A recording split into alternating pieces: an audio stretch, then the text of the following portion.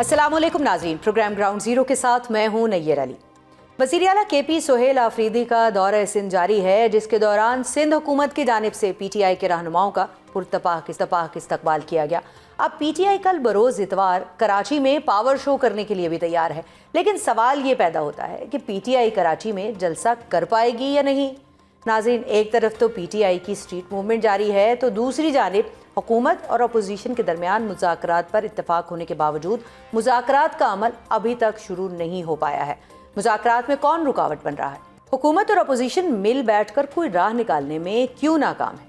इस समेत मुल्की सियासत से जुड़े दीगर अहम मामलात पर बात करेंगे। हमारे साथ मौजूद हैं वफाकी वज़ीर मुसद्दिक मलिक साहब। अस्सलाम वालेकुम मुसद्दिक मलिक साहब। जी वालेकुम अस्सलाम। मलिक साहब, वेलकम टू माय शो। बड़ी कोई मुज़ाकरात की बातें हो रही हैं, हर तरफ से जो है वो एक भूचाल आया हुआ है पिछले कोई महीनों से कि जी कोई मुज़ाकरात शुरू होने हैं। वज़ीर आज़म भी कह रहे हैं मुज़ाकरात कर लें, स्पीकर भी कह रहे हैं मुज़ाकरात कर लें, और आप लोगों की तरफ से भी ये पेशकश आ रही है, पर वो ग्राउंड तक क्यों नहीं पहुंच रहे मुज़ाकरात? कोई किसी से राब्ता शाब्ता भी हुआ है या बस हवाई बातें अभी तक सिर्फ? प्रोग्राम में तो आपने बड़ी मेहरबानी बुलाया, कम शिरकत का मौका मिलता है, लेकिन बहुत से प्रोग्राम्स में मैं ये बात करूं कि आपने वो एक कैंपेन देखी होगी जो PTI ने चलाई थी, अपने ऑफिशियल चैनल से चलाई थी, जिसका वो हेडर ये था या कैंपेन ये थी कि खान नहीं तो खाकम बदहन, पाकिस्तान नहीं। जी। तो जिस जगह के ऊपर कैंपेन ये चल रही हो कि खान नहीं तो चाहे मुल्क बेशक ना रहे, वहाँ पे आपको इस बात का अंदाज़ा होना चाहिए कि निगोशिएशंस में किस हद तक सिंसेरिटी हो सकती है।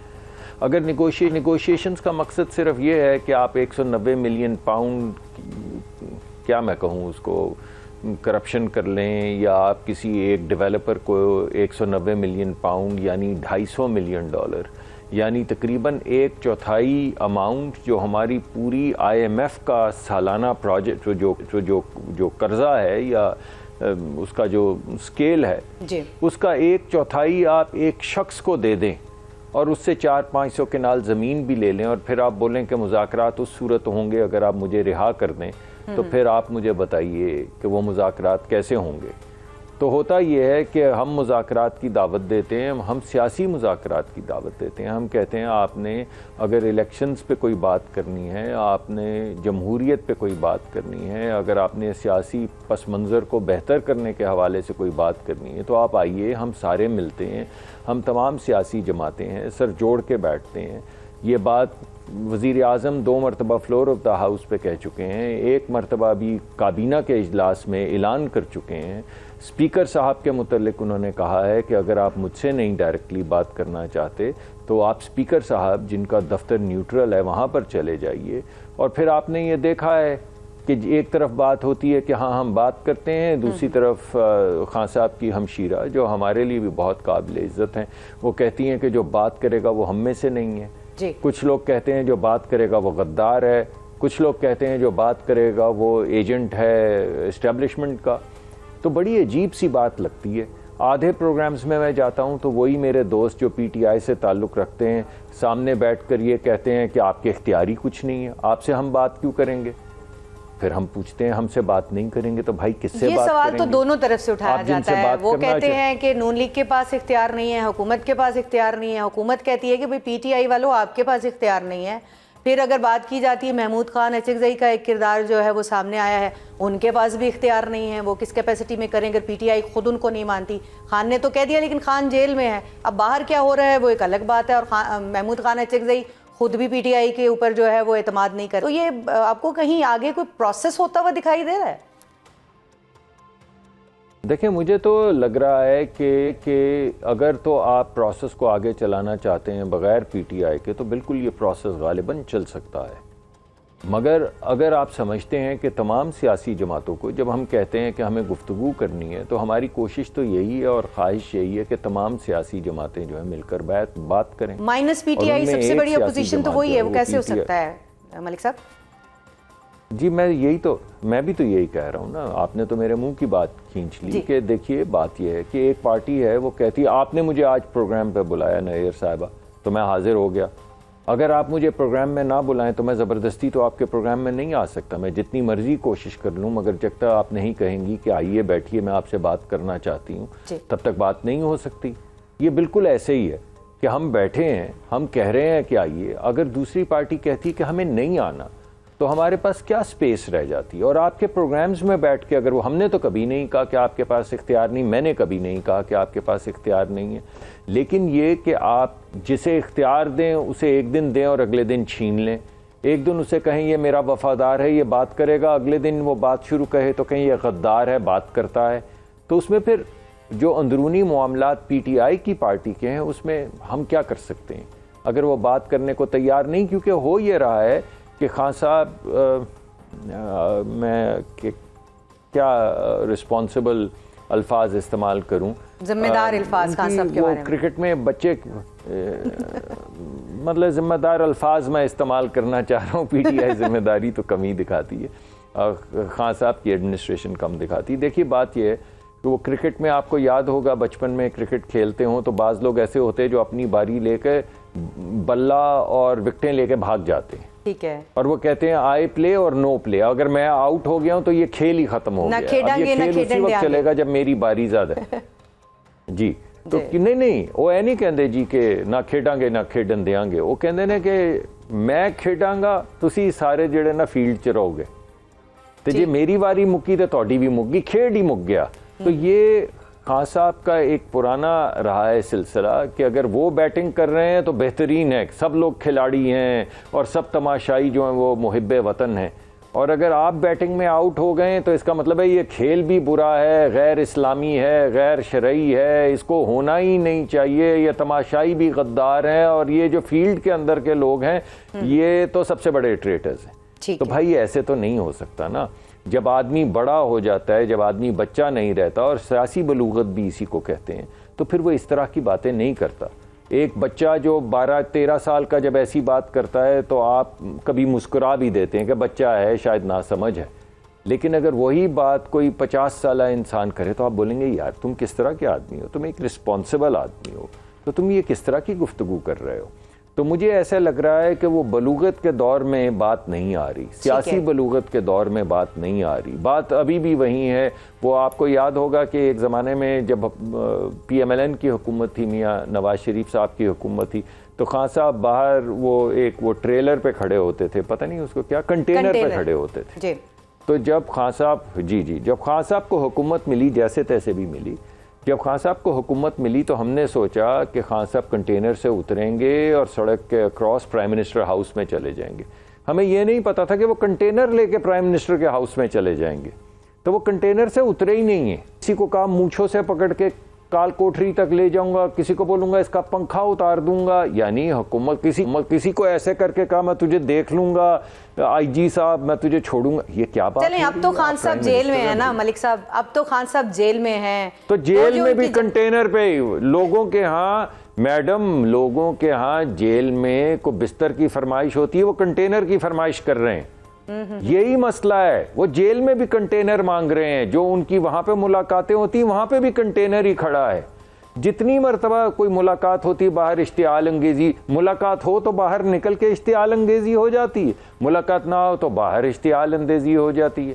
ملاقات اگر ہو جائے اور کچھ لوگ اندر چلے جائیں تو ان کی آپس میں جو باہر رہ جاتے ہیں ان سے اشتعال انگیزی ہو جاتی, یعنی دونوں طرف کنٹینر لگے ہوئے ہیں. یہ اسی طرح ہے کہ پہلے وزیر اعظم کے آفس کے سامنے کنٹینر لگایا, پھر کنٹینر لے کے وزیر اعظم کے دفتر میں چلے گئے. دیکھیں اگر پی ٹی آئی یہ آپ سے مذاکرات کر رہی ہے, گزارش کر رہی ہے کہ بھائی یا ڈیمانڈ کر رہی ہے اور 8 فروری کو کہہ رہی ہے ہم سڑکوں پہ میڈم نہیں کر رہی ہے. سڑکوں پہ تو کیا نکلیں گے, اس وقت ان کی حکومت ہے کہ خیبر پختونخوا میں وہیں نکل آئیں باہر. وہاں پہ تو کوئی وفاقی حکومت نہیں, کوئی وفاقی فورس نہیں, اجازت بھی آپ نے دینی ہے, جلسہ بھی آپ نے کرنا ہے. اگر مقصد صرف پروٹیسٹ کرنا ہے تو جس جگہ پہ آپ کی حکومت ہے وہاں کریں نا پروٹیسٹ. لاکھوں کی تعداد میں, کروڑوں کی تعداد میں باہر نکل آئیں نا خیبر پختونخوا میں, خود ہی اجازت دیں, خود ہی لوگوں کی حفاظت کریں اور وہاں پروٹیسٹ کریں. تو آپ جرنلسٹ ہیں, آپ وہاں پہنچ جائیں گی, آپ کے کیمرے بھی پہنچ جائیں گے. وہاں تو پروٹیسٹ کر نہیں رہے, وہاں تو لوگ باہر نکل نہیں رہے. تو اپنی حکومت میں جہاں اپنی پولیس ہے، جہاں اپنی ایڈمنسٹریشن ہے، جہاں پہ کسی کی اجازت کی ضرورت نہیں، وہاں تو پروٹیسٹ ہو نہیں پا رہا. تو 8 تاریخ اس وقت کراچی میں ہیں جو سی ایم کے پی کے ہیں، وہ کراچی میں ہیں اور وہ یہ کہہ رہے ہیں کہ وہاں پر جو جنا گراؤنڈ ہے وہ لوگ بھر دیں گے. اور گزشتہ روز جو پی ٹی آئی کی کراچی کی قیادت ہے وہ بھی یہی کہہ رہی تھی کہ ہمیں موقع تو دیں، دیکھیں کہ اجازت مل جائے تو اس کے بعد یہ گراؤنڈ بھر جائے گا.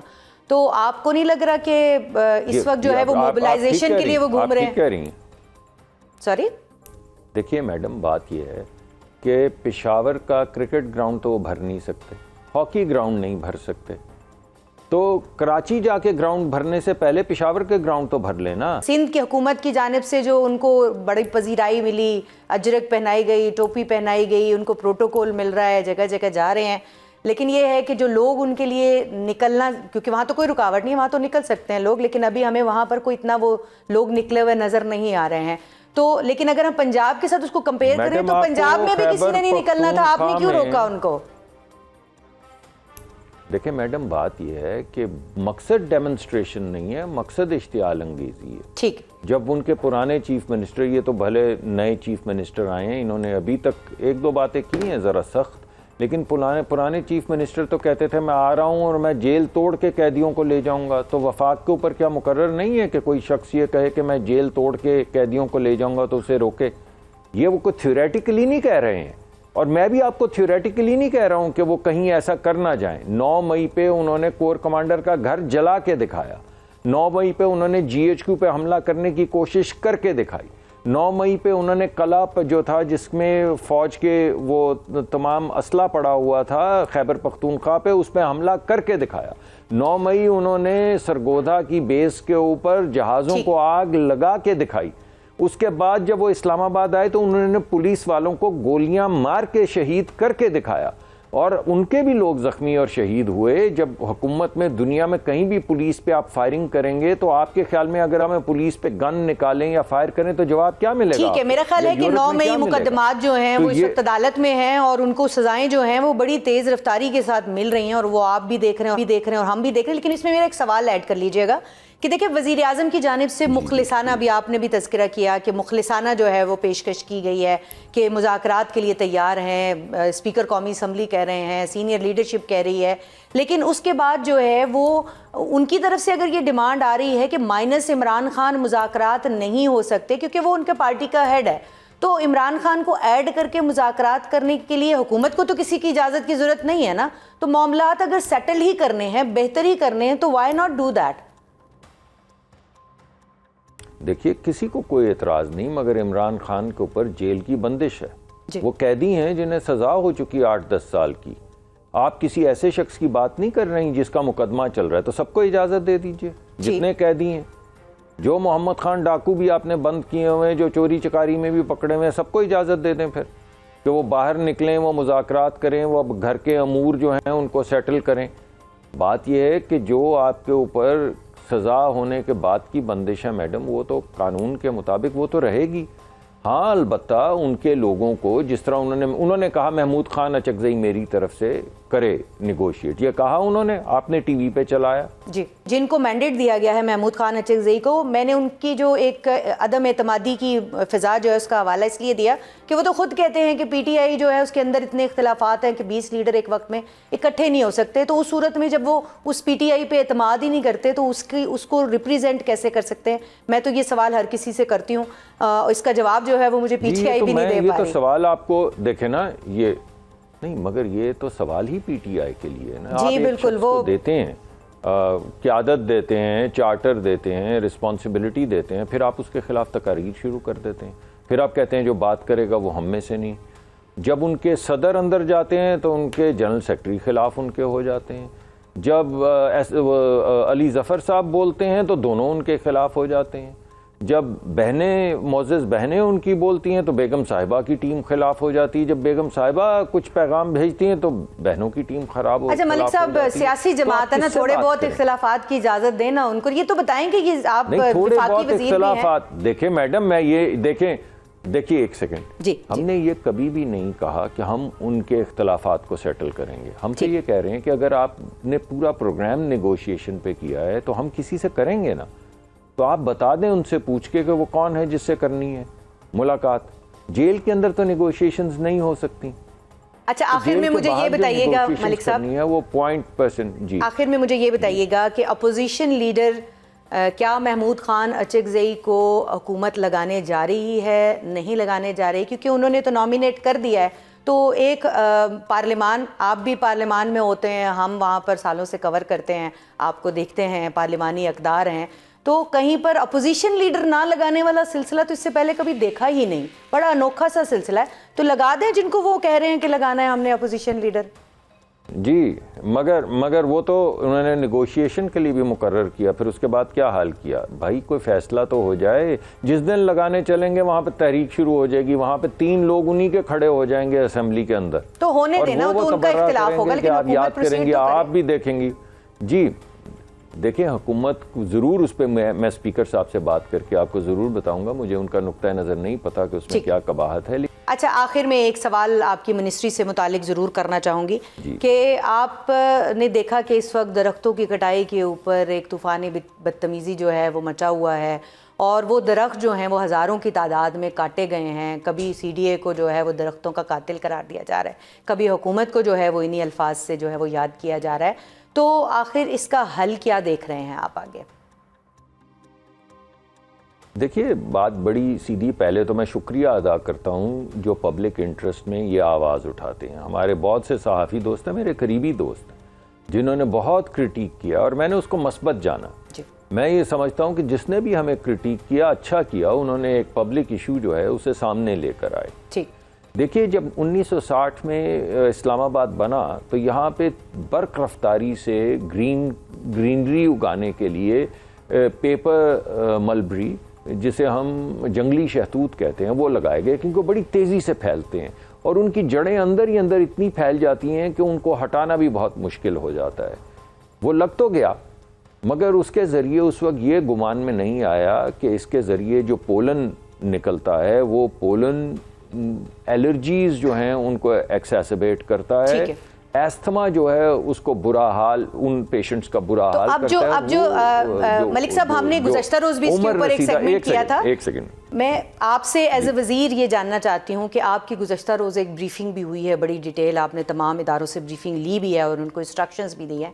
تو میں آپ سے صرف یہ جاننا چاہ رہی ہوں کہ اب وے فارورڈ کیا دیا ہے آپ نے CDA کو, وے فارورڈ کیا دیا ہے آپ نے جو ہے وہ اس ادارے کو جو ذمہ دار ہے؟ جی دیکھیں ہم نے 2 باتیں کہی ہیں. ایک تو وہ درخت اکھاڑے جا رہے ہیں جس سے لوگوں کی زندگیوں کو خطرہ ہو رہا ہے, اس کے علاوہ کوئی درخت نہیں اکھاڑا جا رہا. ٹھیک نہیں, ایسا نہیں ہے, یہ مجھ سے غلط بات ہو گئی. جی پرائمریلی 2 مختلف کیمپینز چل رہی ہیں. ایک وہ درخت اکھاڑے جا رہے ہیں جو مضر صحت ہیں, اور یہ میں آپ کو گارنٹی کرتا ہوں کہ جہاں پہ ایک درخت اکھاڑا جا رہا ہے وہاں پہ کم از کم, میں کم از کم کا لفظ کے استعمال کر رہا ہوں, 3 درخت لگائے جائیں گے. یہ 10 بھی ہو سکتے ہیں. اور یہ آپ کو ابھی اسپرنگ کیمپین میں نظر آئے گا, اور میں آپ کو دعوت دوں گا کہ آپ میرے ساتھ چلیں, اور ہر وہ جگہ جہاں پہ یہ درخت جو مضر صحت ہیں, جن سے ایستھما پھیلتا ہے, الرجی ہوتی ہے, ان میں سے ہر درخت کے بدلے میں 3 سے زیادہ درخت لگائے جائیں گے. اور ہم اپنی ٹیم کو CDA کے علاوہ, CDA تو کہہ رہی ہے ہم 3 سے زیادہ لگائیں گے. میں نے کل اس ڈائریکشنز دی ہیں کہ 3 تو وہ لگائیں گے, آپ کتنے لگائیں گے؟ آپ کا ایک نیشنل پروگرام ہے درخت لگانے والا. تو میں آپ کو یقین دلاتا ہوں کہ اس مرتبہ کیمپین میں خود سٹیئر ہیڈ کروں گا, اور آپ خود دیکھیں گی کہ ہر درخت جو اکھڑا ہے اس کی جگہ 3 سے 10 درخت لگیں گے. اسلام آباد کا جو ماسٹر پلان ہے اس کو وائلیٹ نہیں کیا جا رہا. اب وہ راستہ بنانے کے لیے اگر کوئی درخت اکھاڑا جا رہا ہے یا کمیونٹی میں اکھاڑا جا رہا ہے, کیونکہ اگر آپ کے ماسٹر پلان میں کچھ ہو بھی اور آپ وہاں پہ درخت نہ اگائیں تو وہاں پہ جھاڑ اگائے گا. تو وہاں پہ بھی جتنے درخت اتارے جا رہے ہیں, پہلی کوشش تو یہ ہوتی ہے کہ ان کو ریپلیس کیا جائے, یعنی جڑوں سے نکال کے کہیں اور لے جا کے پلانٹ کیا جائے. مگر جہاں سے درخت اکھاڑے جا رہے ہیں وہاں پہ بھی نئے درخت لگیں گے, اور یہ وہ درخت املتاس کے ہوں گے یا دیگر جو پائنز کے ہوں گے جن پہ بلبلیں بیٹھتی ہیں, جن پہ طوطے بیٹھتے ہیں, جن کے ارد گرد جگنو گھومتے ہیں. یہ باہر سے آئے ہوئے امپورٹڈ درخت جن کی وجہ سے صرف پولن پھیلتا ہے اور صحت کا نقصان ہوتا ہے, اور ہمارے پرندے اڑ جاتے ہیں, بلبل کی آواز نہیں آتی, وہ ہرے طوطے جو ہیں وہ اڑ جاتے ہیں, کوئی جگنو ختم ہو جاتے ہیں, تتلیاں نظر نہیں آتی.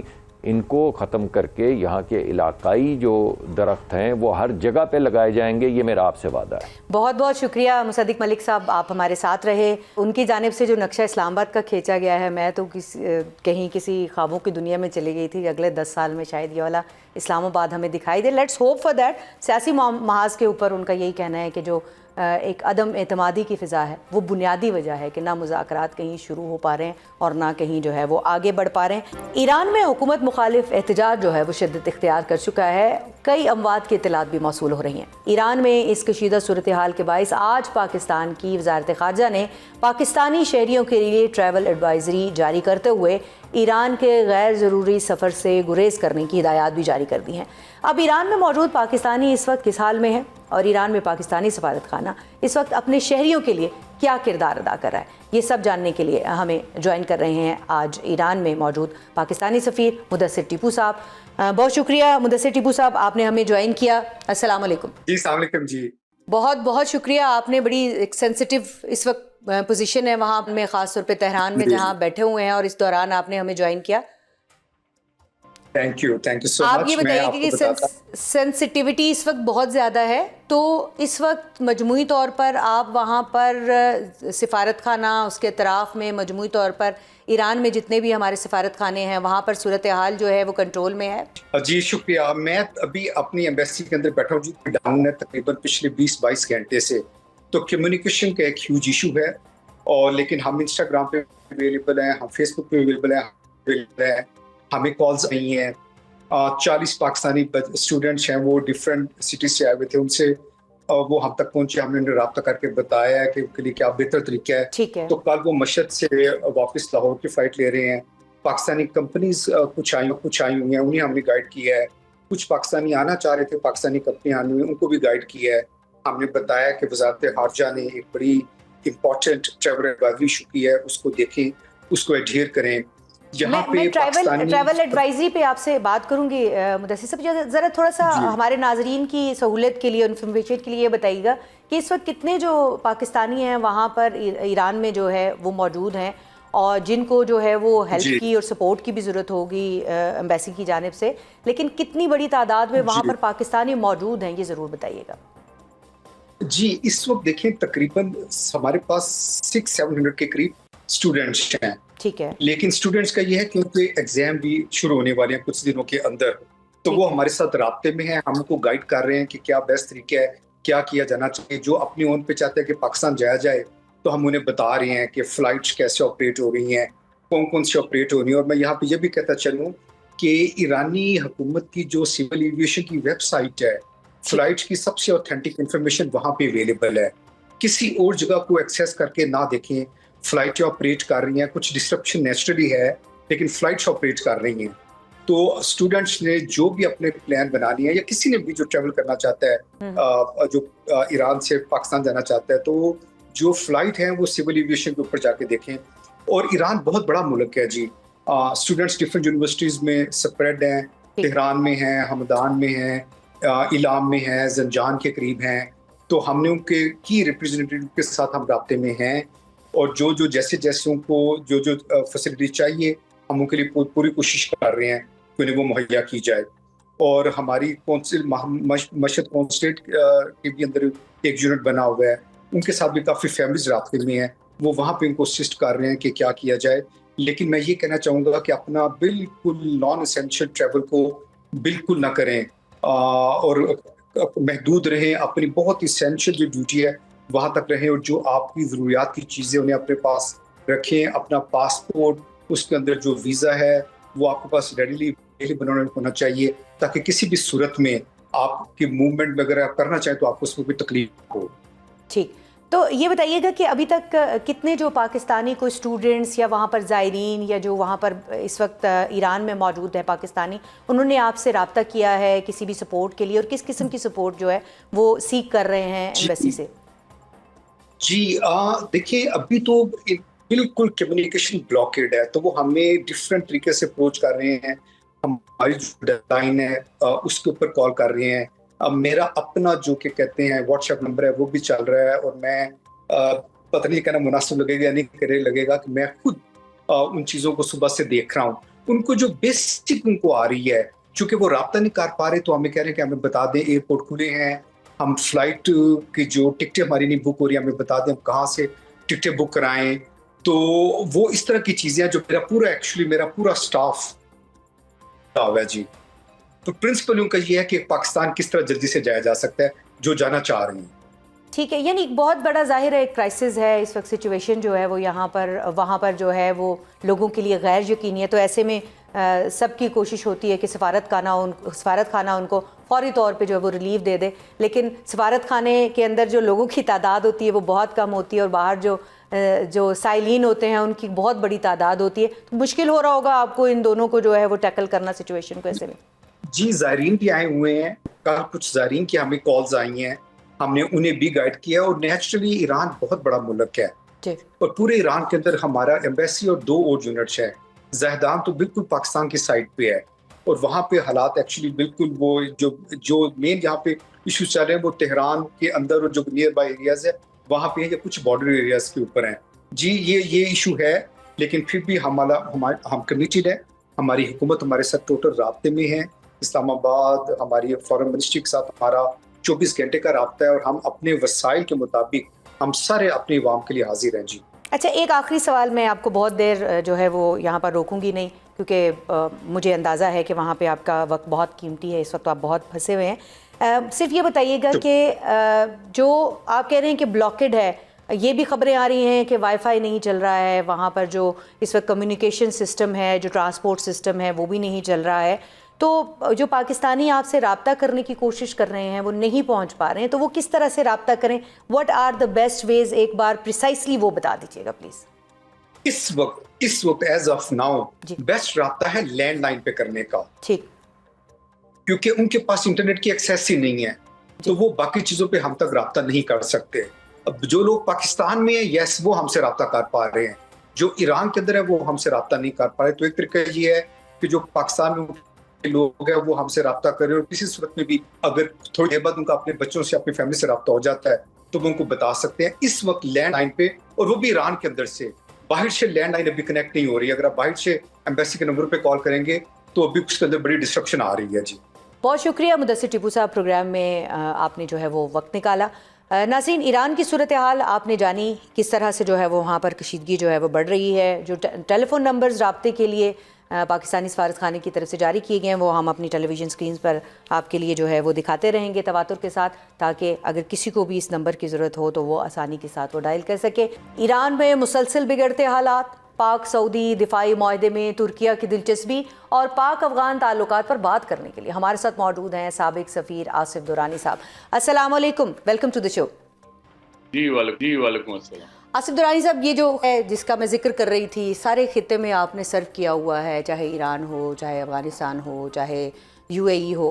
تو اس وقت اس خطے میں ہم دیکھ رہے ہیں کہ ایران میں کشیدگی جو ہے وہ بہت بڑھ رہی ہے, لوگ سڑکوں پر ہیں, احتجاج کر رہے ہیں. تو کیا صورتحال مجموعی طور پر آپ اس کو کیسے ڈیکوڈ کریں گے؟ دیکھیے ایران میں اس وقت جو کچھ بھی ہو رہا ہے وہ بہرحال اس میں ایکسٹرنل فیکٹر خاصا انوالو. ایران پہ فرام ڈے 1 سینکشنز لگی ہوئی ہیں 79 سے, اور ایران کے ساتھ بزنس کرنا جو ہے وہ مشکل ہو گیا کیونکہ امریکن سینکشنز ہیں, اور یہ ایک میجر فیکٹر بنا ہے. اب جو اس وقت پروٹیسٹ ایران میں شروع ہوئے ہیں اس کا محرک بھی جو ایران کی کرنسی ہے اس کا اچانک فال ہے. یعنی وہ ان کا تومان جو ہے وہ 1,42,000 روپے فی ڈالر پہ چلا گیا ہے. جی, یہ آج سے 6-7 سال پہلے کوئی 25,000 تومان ڈالر ہوتا تھا. آپ امیجن کر سکتے ہیں تقریباً 5-6 ٹائمز ایک کرنسی کا ڈکلائن, اور پھر اس کے ساتھ ہی جو ہے اس سے جو انفلیشن بڑھا ہے اس نے لوگوں کی پرچیزنگ پاور بالکل نہ ہونے کے برابر کر دی. ایک بہت بڑا چیلنج ہے. بالکل. اس لیے اس وقت جو یہ خاص کر یہ ہنگامے ہوئے یہ مہنگائی اور فساد بازاری کے خلاف ہے, اور اس میں لوگوں کے جو انکمز ہیں ڈسپوزیبل انکمز وہ آلموسٹ نل ہو گئی, نہ ہونے کے برابر ہے. یہ ایک انریسٹ ہے. اس کی یہی وجہ ہے کہ پریزیڈنٹ پزشکیان نے بھی بڑے اس معاملے میں تعامل کا مظاہرہ کرتے ہوئے یہ کہا ہے کہ یہ لوگوں کا حق ہے احتجاج کرنا. البتہ ایران کے اندر جو پرابلم یہ ہے کہ بہرحال وہاں پہ ایک ریولیوشنری سسٹم قائم ہے پچھلے 47 سال سے.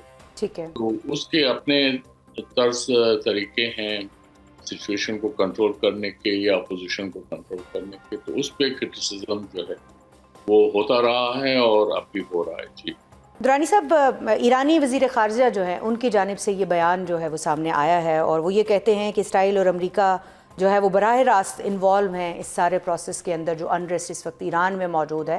تو ان کی آفیشیل سٹیٹمنٹ ایک سامنے آ جانا اور اس کے بعد آپ اس ساری صورتحال کو کیسے دیکھتے ہیں؟ نہیں، اس میں امریکہ اور اسرائیل اس میں کوئی شک نہیں ہے، وہ انوالو ہیں. اور وہ جو جون میں اسرائیل نے اٹیک کیا وہ 12 دن کی جو جنگ تھی، اس کے بعد آخر میں امریکہ نے جس طرح سے ایران کی 3 نیوکلیر فیسلٹیز کو ٹارگٹ کیا ناتانز، فورڈو اور اصفہان میں.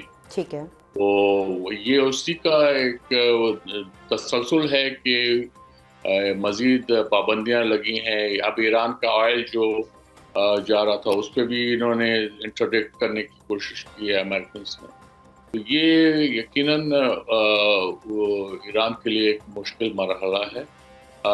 ایران کے پاس وسائل کی کمی نہیں ہے، لیکن امریکن سینکشنز کی وجہ سے ایران آج جو صورتحال ہے ان کو بھگت رہا ہے. جی ایران کی جانب سے ایک جو اعلامیہ جاری کیا گیا گزشتہ 1-2 روز کے اندر، اور اس میں یہ بات کہی گئی ہے کہ وہ امریکہ کو مورد الزام ٹھہراتا ہے ایران، اور انہوں نے حملے کی بات بھی کر دی ہے.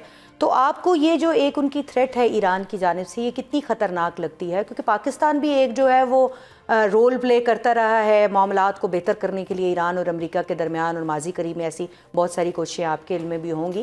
تو یہ بتائیے گا کہ اب پاکستان کیا رول پلے کر سکتا ہے، اور یہ تھریٹ جو ہے اس کو آپ کتنا تھریٹننگ دیکھتے ہیں؟ دیکھیے، یہ پریزیڈنٹ ٹرمپ نے پہلے تھریٹ کیا ہے کہ وی آر لوڈڈ. جی وہ اب ایران ظاہر ہے ایران اس کا جواب دے گا، یا وہ سفارتی سطح پہ بھی وہ یہ بات کریں گے.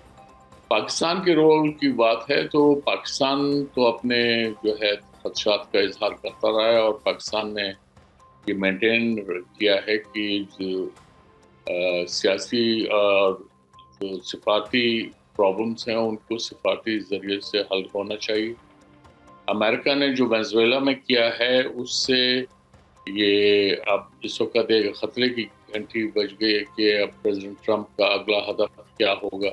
اس لحاظ سے بھی ایک تشویش کی لہر تو ہے، اور اس میں ہمیں خاص کر یہ جو امریکن میکنیشن ہے، یہ اسرائیلی جو کھیل کھیل رہے ہیں اس سے بچ کر رہنا ہوگا، اور ہمیں اپنے سولیڈیرٹی کا اظہار اپنے نیبرز کے ساتھ اور اسلامک کنٹریز ان کے ساتھ ہونا چاہیے. میرے نزدیک تو یہ ہے کہ اگر امریکہ کی طرف سے کوئی ہوتا ہے تو OIC کا ایمرجنسی میٹنگ اس میں بلانا چاہیے. جی OIC کی ایمرجنسی میٹنگ جو ہے وہ تجویز آپ کر رہے ہیں تو یقینی طور پر یہ گفتگو جو ہے وہ آسان ہو جائے گی. اس وقت ایک ٹریول ایڈوائزری بھی جاری کی گئی ہے پاکستانی دفتر خارجہ کی جانب سے، اور یہ کہا گیا ہے کہ وہاں پر جو ہمارے پاکستانی موجود ہیں وہ کس طرح سے سفر کریں. یہ بتائیے گا کہ کیا ایڈوائزری جاری کرنا کافی ہے؟ وہاں پر بہت بڑی تعداد پاکستانیوں کی موجود ہے، آپ نے گراؤنڈ ریالٹیز وہاں کی دیکھی ہیں، آپ کے علم میں ہے، تو اس سے آگے بڑھ کر پاکستانی دفتر خارجہ کو، وزارت خارجہ کو کیا کرنا چاہیے؟ دیکھیے، سفارت خانہ جو ہے وہ کوئی بڑی تعداد میں نہیں ہوتے. تہران میں ہمارے 60-70 لوگ ہی ہوں گے، وہ کیا کر سکتے ہیں. تو اس لیے یہ ایڈوائزری اسی لیے ایشو کی جاتی ہے کہ تاکہ لوگ اگر وہاں سفر کر رہے ہیں، وہاں موجود ہیں، تو وہ ایسے اقدامات کریں، اور خاص کر جب یہ وہاں شہروں میں ہنگامے ہو رہے ہیں یا جلسے جلوس ہو رہے ہیں تو ظاہر ہے اس کا حصہ نہ بنے. اچھا، آخر میں میں تھوڑا سا آپ سے جاننا چاہوں گی کہ آج انٹرنیشنل کرائسس گروپ کی جانب سے جو ہے وہ ایک رپورٹ جاری کی گئی ہے، اور اس میں کہا گیا ہے کہ افغانستان میں طالبان کی حکومت بننے کے بعد جو سب سے زیادہ متاثر ہونے والا ملک ہے وہ پاکستان ہے. اور اس رپورٹ نے پاکستان کے اس بیانیے کی، اس موقف کی تائید کر دی ہے جس کے مطابق جو افغانستان کی سرزمین سے سب سے زیادہ پاکستان کو دہشت گردی کا سامنا ہے. تو اس پر آپ کیا کہیں گے؟ نہیں، وہ تو ایک طرح سے it's a vindication of Pakistan's complaints about Afghan Taliban role in Afghanistan. جی یہ تو اس کی انڈورسمنٹ ہے، اور اس میں اسی لیے پاکستان اور بھی جو خدشات کا اظہار کرتا رہا ہے کہ افغانستان ایک ٹیررسٹ ایکٹیویٹیز کا ہب بن چکا ہے، جہاں پہ ٹی ٹی پی ایک بڑا گروپ ہے، اس کے ساتھ یہ ایس کے پی بھی ہے، ای ٹی آئی ایم بھی ہے، وہاں پہ یہ القاعدہ بھی موجود ہیں.